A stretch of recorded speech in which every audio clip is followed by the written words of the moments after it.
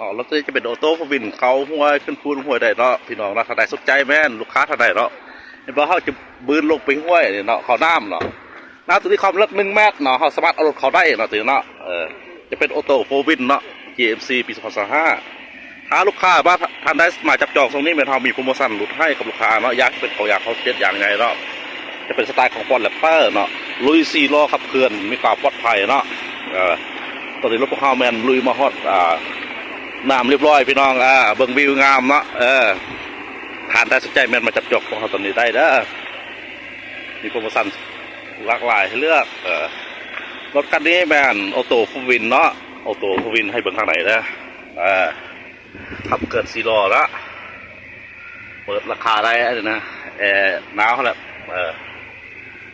ออโต้ฟูวินนะท่านใดสนใจแมนจับจองของเขาได้เนาะการลุยของเขา